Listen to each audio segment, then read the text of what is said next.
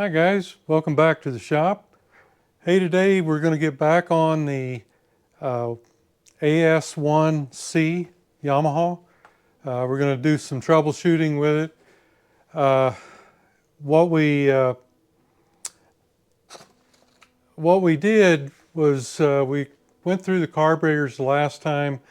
What I noticed was I had a definite would not come off idle and accelerate. Otherwise, you're off idle to the next quarter of a throttle, half throttle, whatever. I couldn't get through it, and that's indicative of a plug pilot jet. So we first went and took carburetors apart, and they still had premix in them, and evidently there was a bunch of trash in the gas tank that was getting into them. Of course, it has been sitting back there for 10 years since I did this, but anyhow, we had an obvious problem. So that's the first thing when I'm troubleshooting, is I look at the obvious problems, try to fix those, and then move on. And in that case, we didn't have that transfer from idle up to the next step. We also had, it was missing on the right side. And we did have spark, we did have compression. When we were in the carburetors, we checked the jets, needles, and slides. They were all the original ones, and in the case of the needles, they were in the proper groove. And we had fuel, because when we took the bowls off, there were fuel in both bowls, although they were at different levels. So we did go ahead and adjust the floats.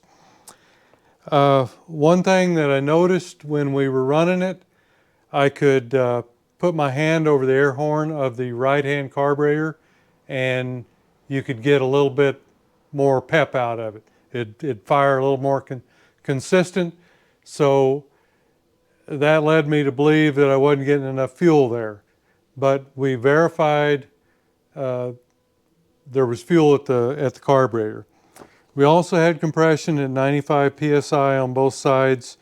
And the one thing that I noticed about the spark, and it may have been that it was just moving around on the head and not grounding very good, the spark plugs, but it appeared to me like the left hand the spark was getting weaker or missing, disappearing, and that could be condenser issues. So we know we need to look at the ignition, but we wanted to try to rectify, since we already had spark, any known problems and see if we could fix those first. So today we're gonna look at the easier items and work forward.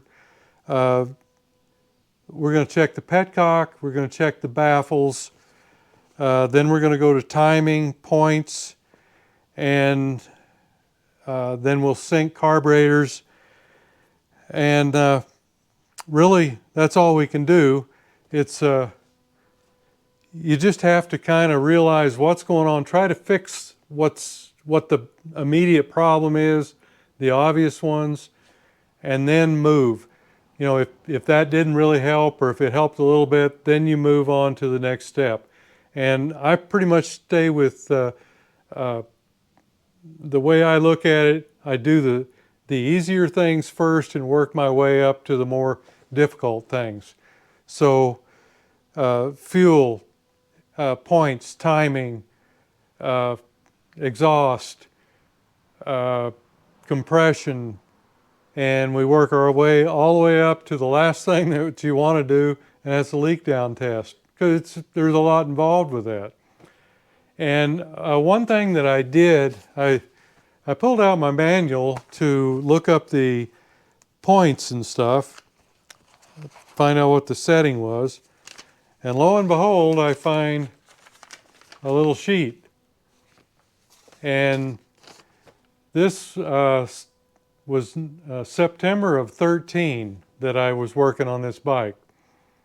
And it says that we had a noise when cranked, and that would have been the armature that was loose, misses, and fuel.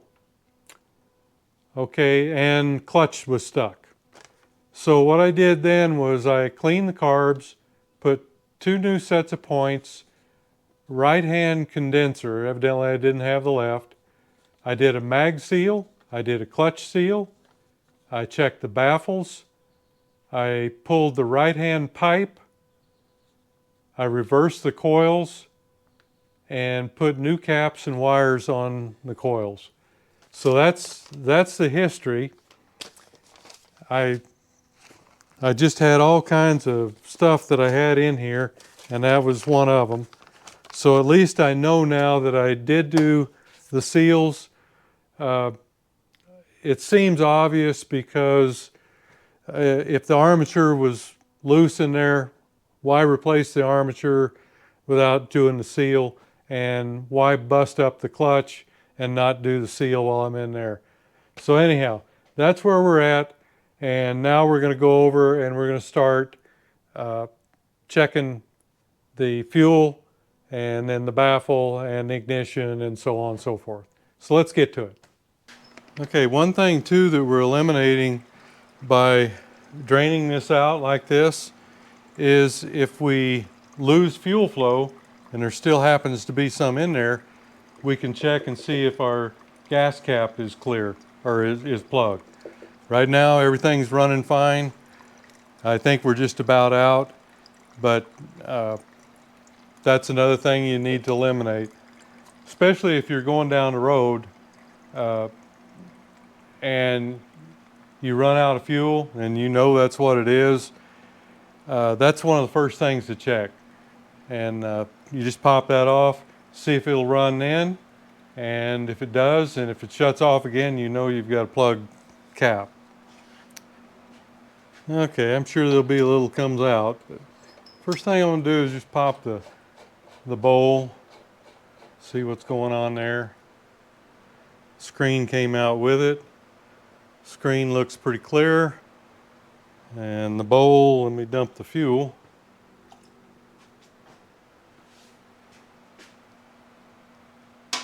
Yeah, same thing.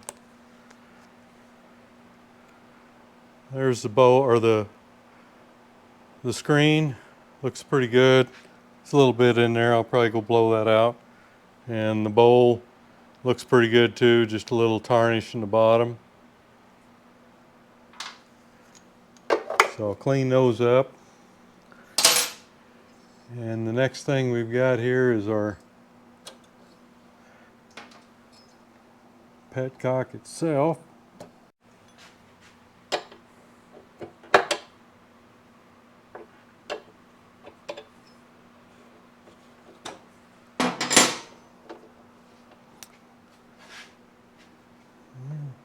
Yeah, I think it's probably going to leak a little bit.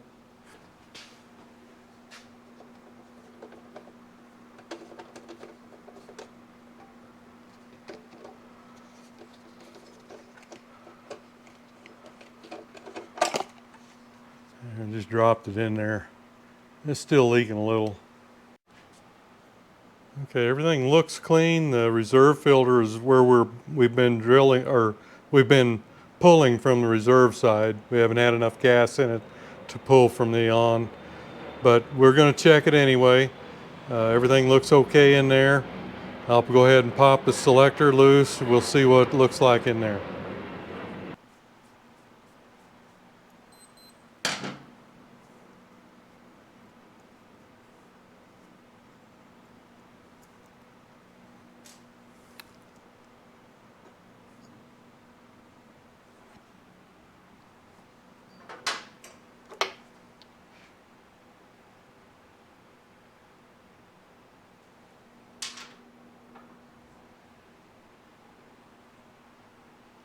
See a little goo there, but not enough to cause an issue.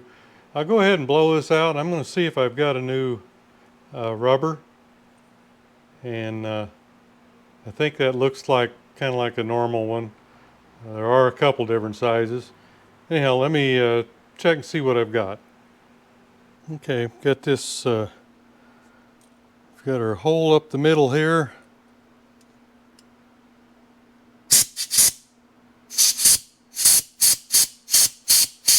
Coming out right here. And then we've got our, they both exit right in here. And then we've got, let's see, I think this is going to be the reserve. Yeah, feel that around there. Oh, that was convenient. And that's that one right there. Everything's clear.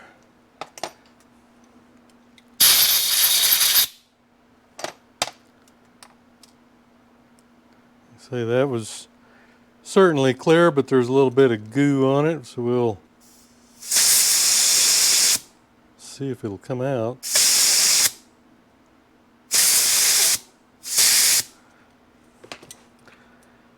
Yeah, certainly nothing wrong with that. I believe I've got a new one right here. Yep, looks, I think that's it. We'll see. That one was holding okay, but we'll stick one in there if it's the right one. Yeah, sure looks like it.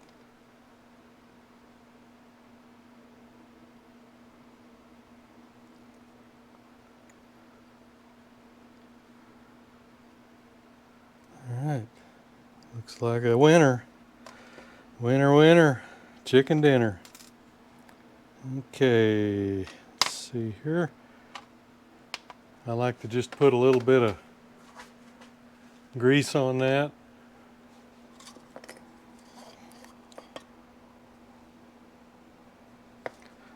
Usually just put it on the back of this.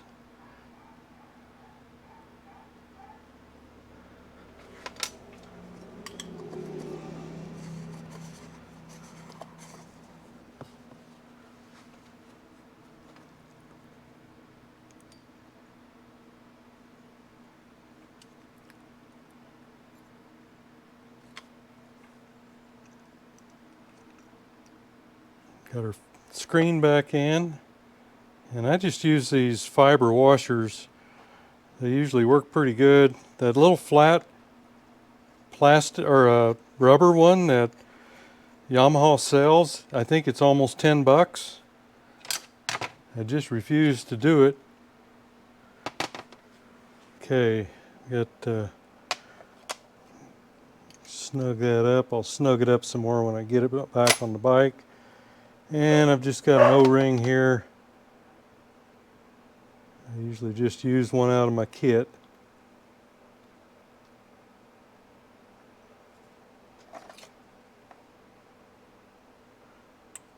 You want one that's going to fit without crinkling up or anything in the slot there in the middle, the groove. I think, oops, there we go. I think that's it. On my Harbor Freight kit, it's that one. All right, got our Petcock ready to go back on.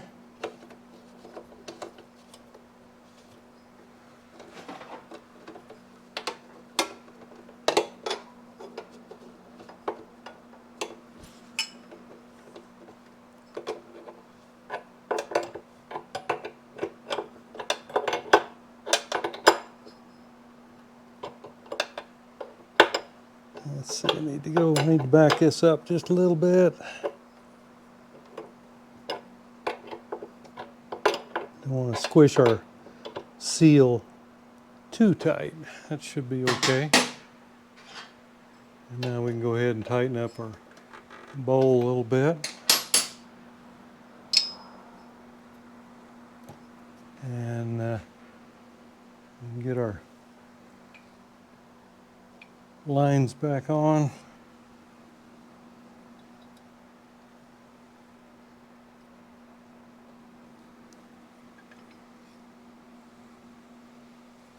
And I'll I'll get some gas and we'll put it in, make sure we don't have a leak. About 1.5 of these left in there. So we'll just stick them back in.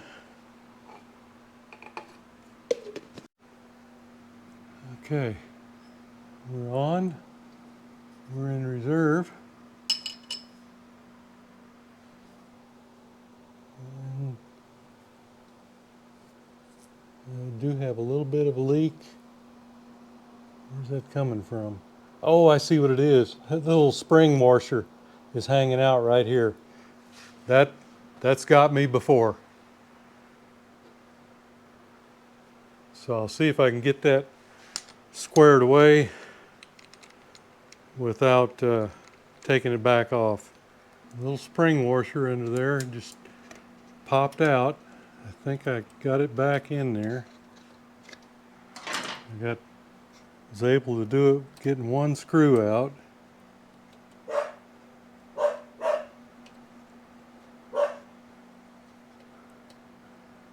If I can get it back in.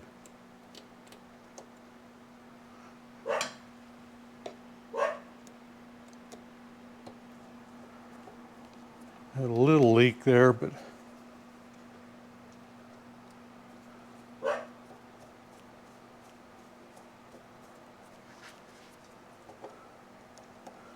you have to loosen the other one, but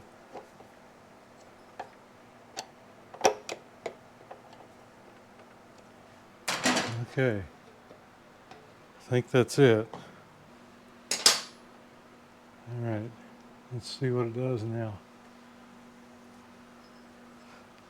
So we're looking dry everywhere now.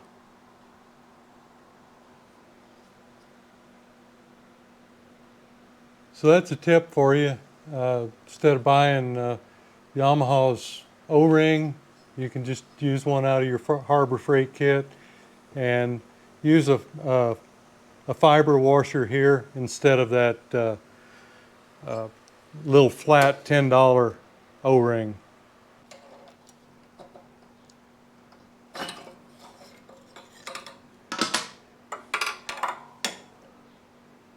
Looks clear all the way.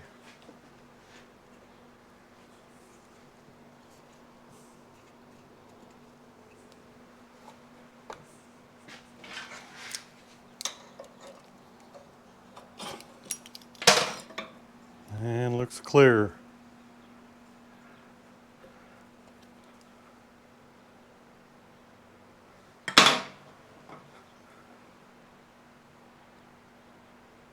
Yeah, don't see any restriction there.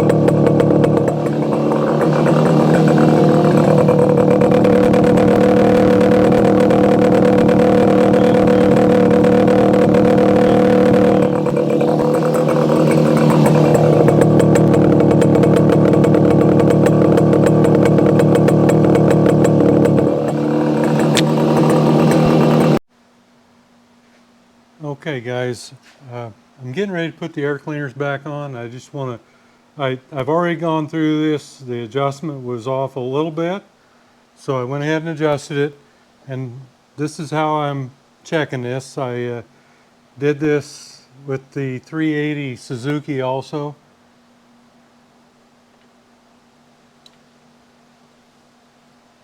You just adjust your cables up here until both of the tongue depressors start down at the same time.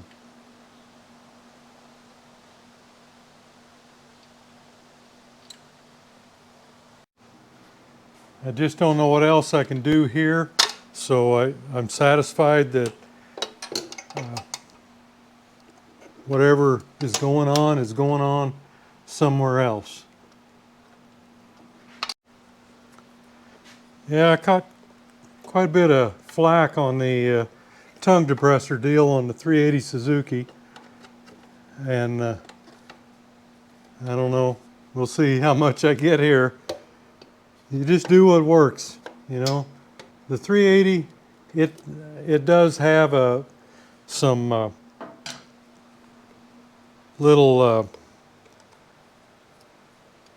divots, I guess, on the slide in order to do that, but I had a frozen bolt on one of the access ports for it, and I just didn't want to have to remove it or stop and try to remove it at that time. So that's why I did that, and you know, people didn't like it.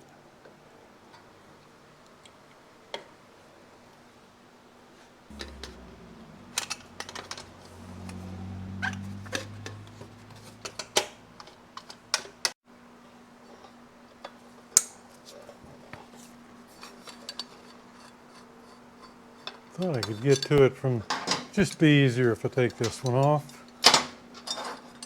Should be good. Okay, here's the condenser that I didn't replace.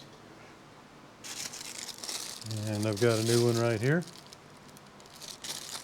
So, we've got new condenser there.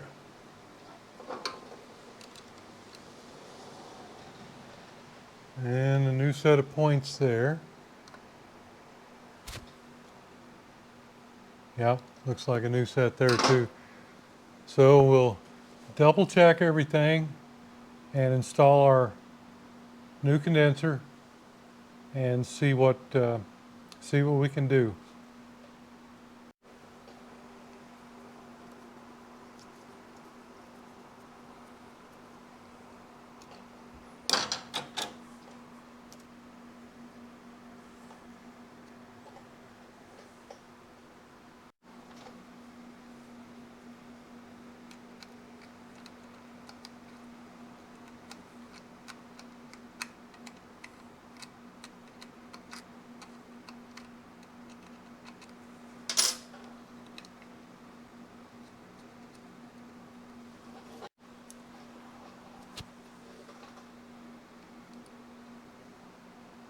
Some of these are brass, but if they're steel,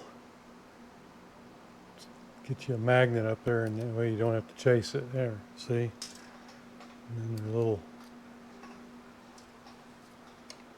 There we go.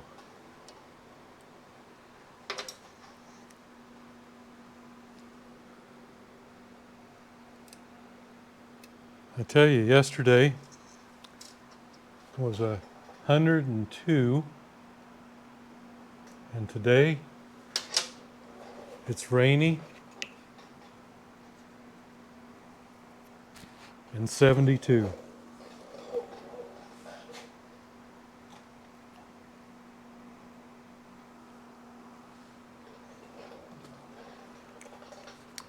And it feels wonderful.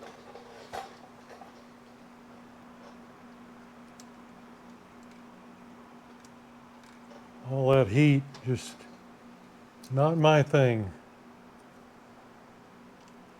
Some people like it. And I'm glad that they do, and probably live where it is hot. Okay.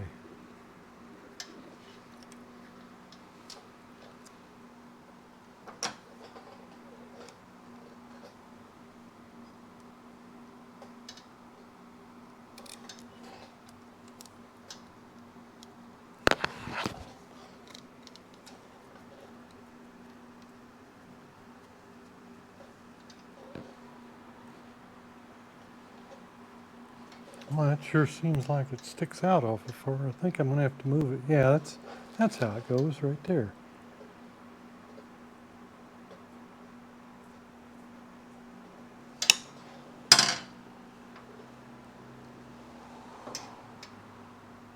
Okay, I think we're good.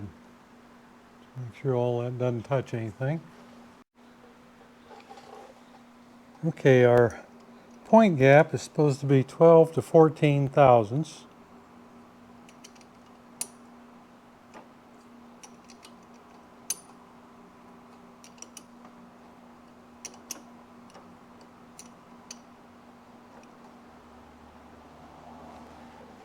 Looks like got it there.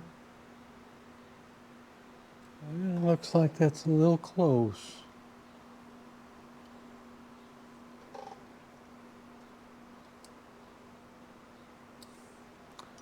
Okay, so that's a little close on that one. Let's move around here to the other one.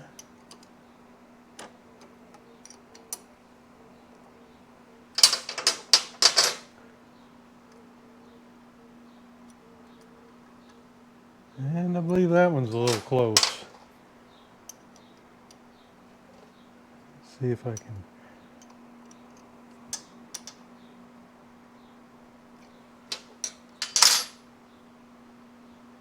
That one's close. It's got a little teat on it from the, even though it's a new set, it's starting to grow a little teat. So I'm gonna grab a file and hit those real quick, and then we'll adjust them. I believe instead of using a file, I'm just gonna take a little piece of 400 grit and fold it over and drag it through. That way I'm not being too aggressive on my new points. Okay, we'll just take a little contact cleaner here and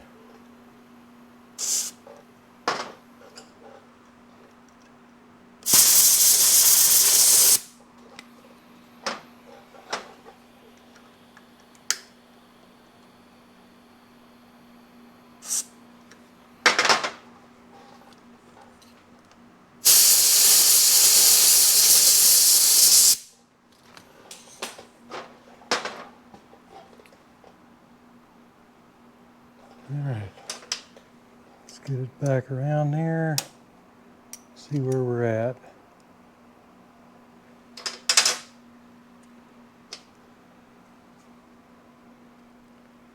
Yeah, that's tight. So I'm going to loosen that up a little bit.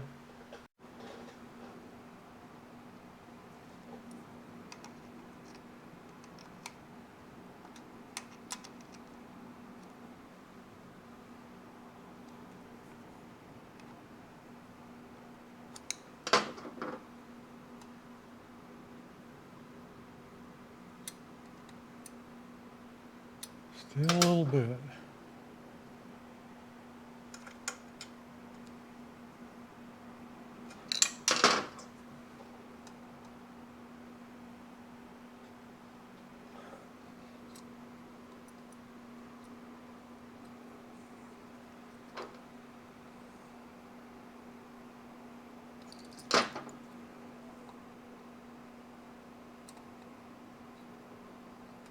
Okay, I think that's good on that one.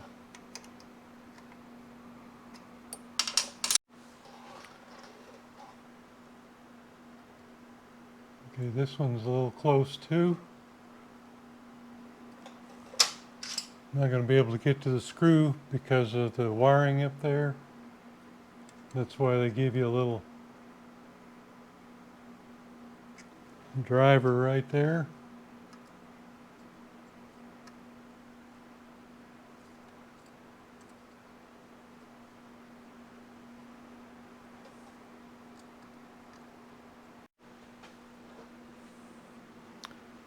Okay, let's go ahead and get our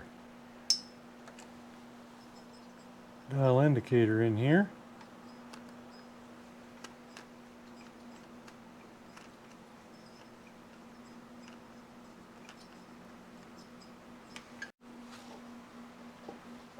All right, let's see what we got here on the left side.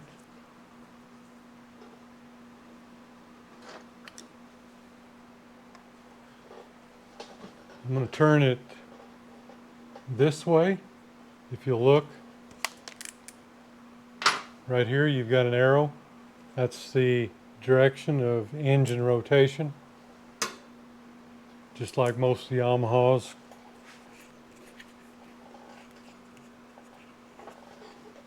Okay, I've got a light on here, and right now I'll try to move this to where it's not gonna glare. Okay, so I'm going to turn that the direction of rotation, and there's top dead center. So we're going to go 1 revolution, and then to 20 would be 1.8 millimeter.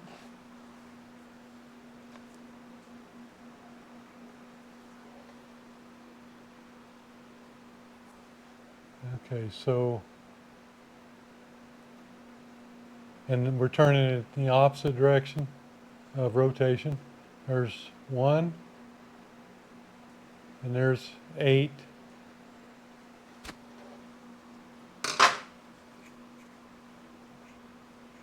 And our light's still on. I've got to move that. It keeps wanting to go back just a little bit.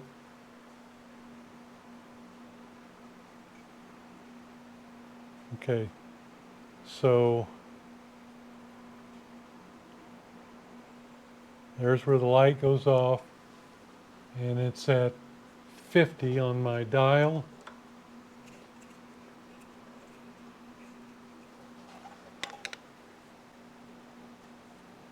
So we'll go back. There's top dead. Going back the opposite way. 1,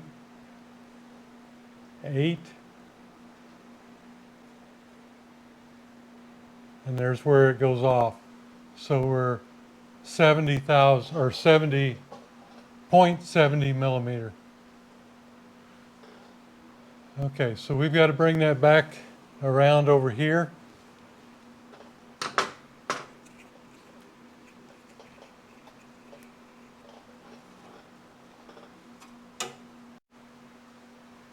Okay, there's 1.8 right there. And we're at about 1.9. Okay, so we need to, it looks like it's coming in, that's pretty darn close actually.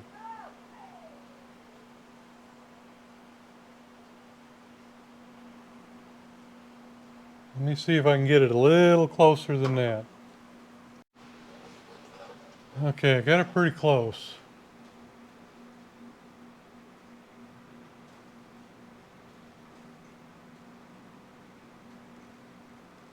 There's top dead center. 1.8. We're about 2/10 away from it. It's touchy. I'm going to call that side good. Move this over to the other side and see what we get on that side.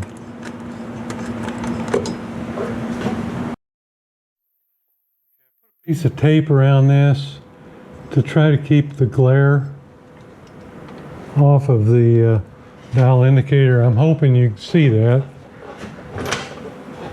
Okay, we're moving around now to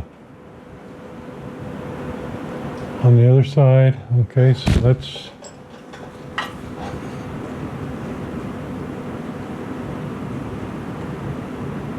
it right there.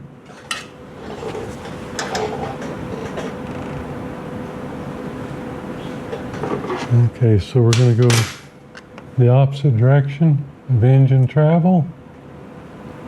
There's one. And there's 8. That one's not as far off.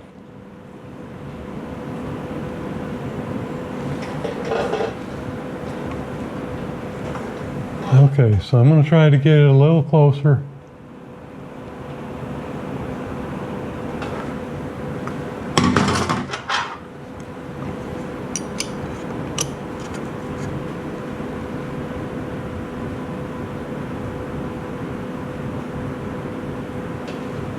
Okay, let me see what I can do.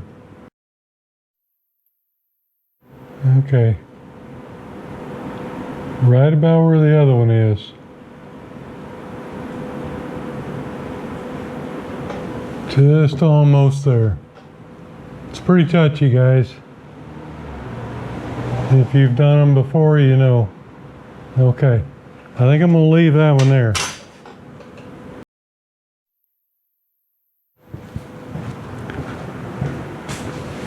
Okay, let's go ahead and get this out. And then we'll get our plugs back in.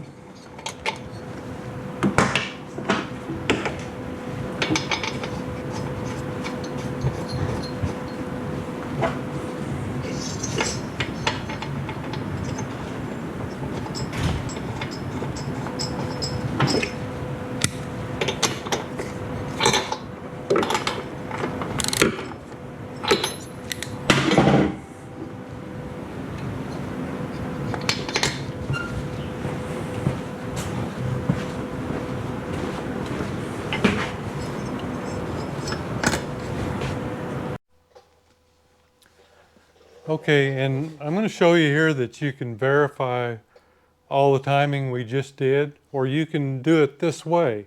Either way you want to do it. I'm going to verify it with a timing light, and they don't give you a lot of real estate here to do this with,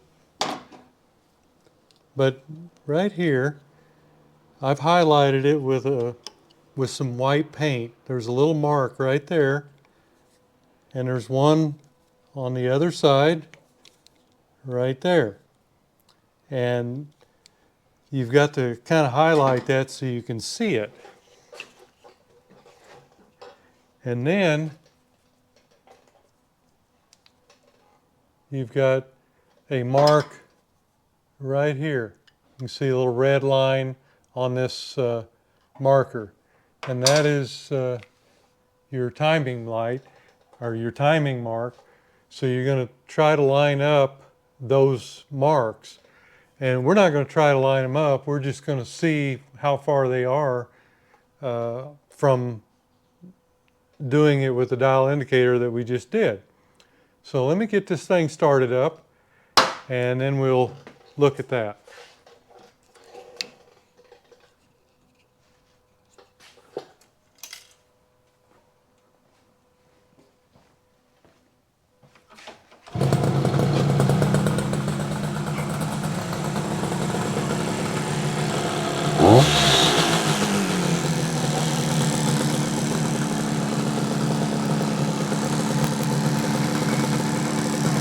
It's really hard to see.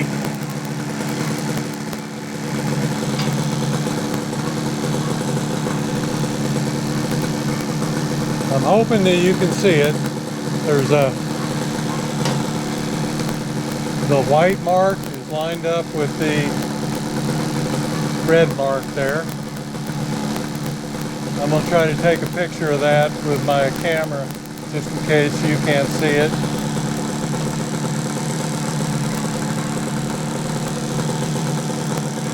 The next thing we want to do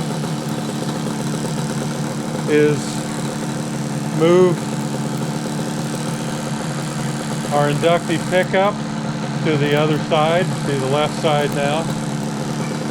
And now we're going to check for the same thing. And there it is. Both of them are really close. So we can consider that right then.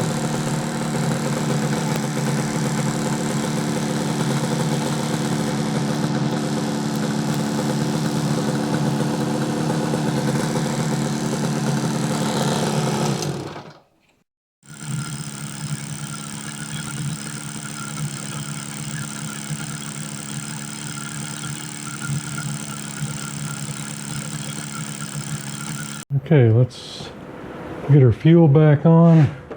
I guess it was. And key back on.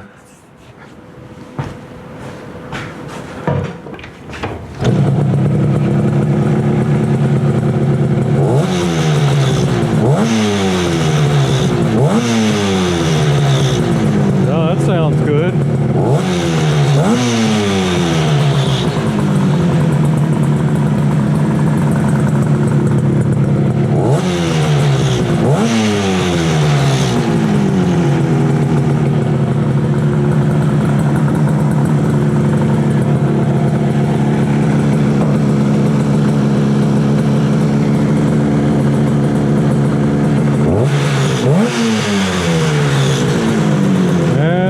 Picking it up now. I'm going to try this, probably not quite up to temperature, but we'll see. About 104 there. 124 on that side. That's better. I got a lot of stuff rattling here.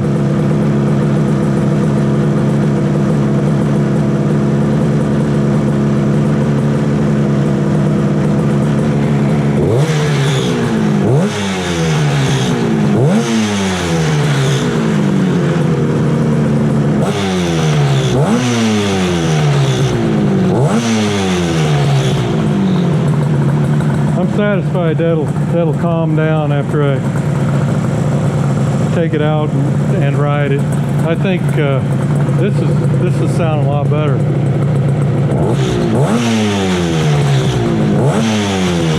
The response is so much better.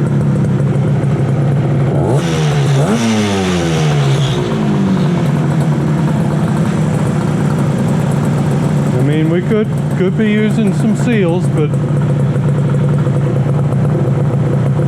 see, we've got a little heat back here on both of these now.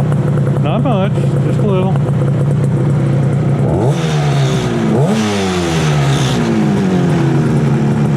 I'm going to go ahead and open this air up to where it was supposed to be. At 1 3/4.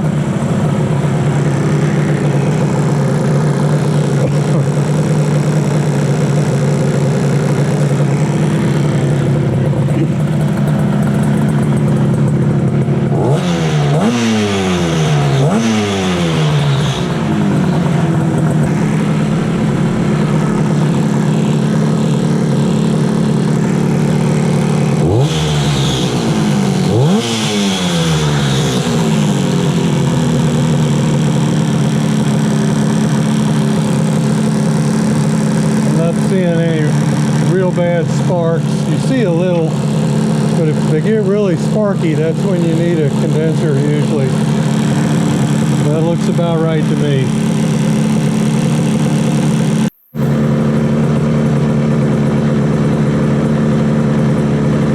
A lot warmer over here now.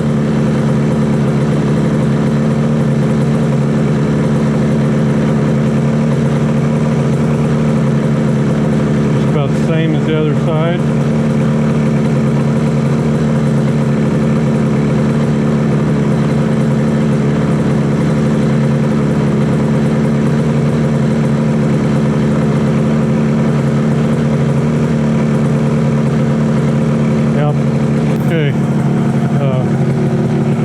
see here that the response is right now. No more bog.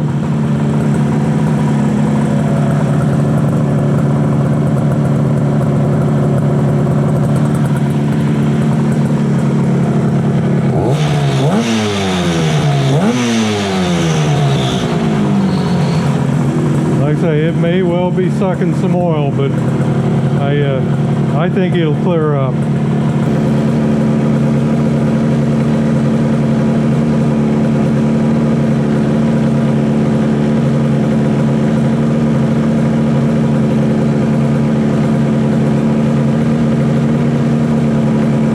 Pretty close, pretty close. It's a C.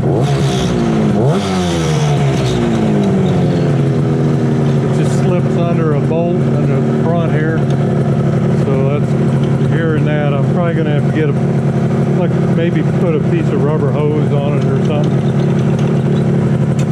But I think there's some other things that may be kind of loose too, but I think that's where the most of it's coming from.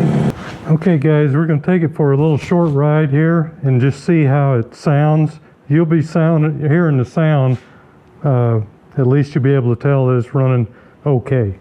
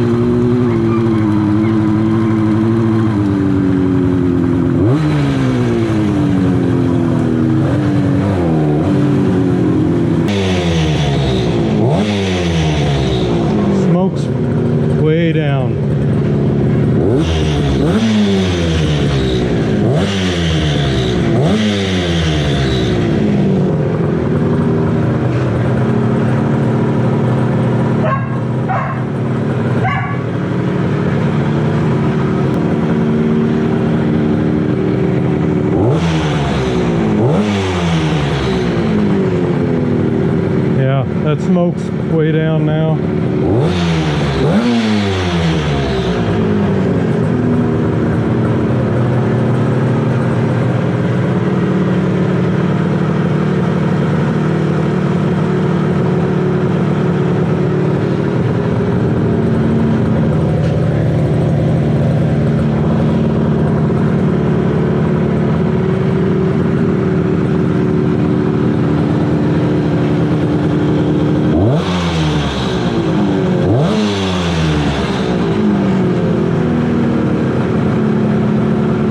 Okay, there's the right side, or left side, I'm sorry.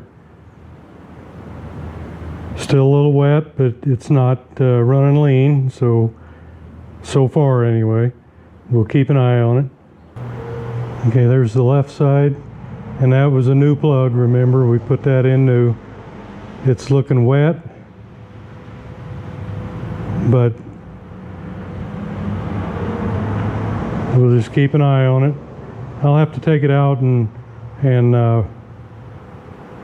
get it at road speed and see what, you know, just shut it down, coast to stop, and see what we've got.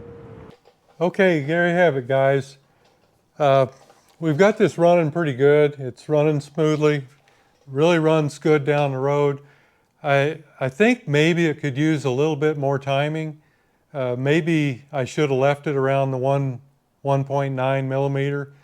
1.8 is what it's supposed to be, and we've got the original jets. They're 95s. That's, you know, we're kind of high up here. We're about 4,000 feet. So we might want to look at jetting one carburetor, or one plug, being it was new. You really couldn't tell much from it other than it was wet around the circumference of it. So I'm not too concerned about that at this point.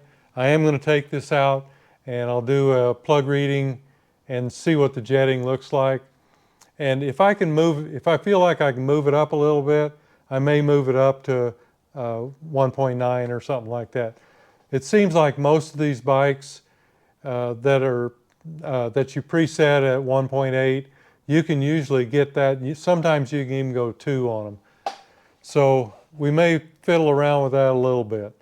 But anyhow, we verified that the Petcock was free. We had fuel going to the carburetors, and apparently everything was fine there from the last video because we had fuel there. But I just wanted to make sure, so we went from the very top to the very bottom, and the fuel is not the problem as far as getting to the carburetor. The timing was off on both sides, not as much on one as the other, but it was, and both of the point settings were a little bit tight also. So, and all that directly and indirectly affects the timing. Synchronization of the carburetors was off.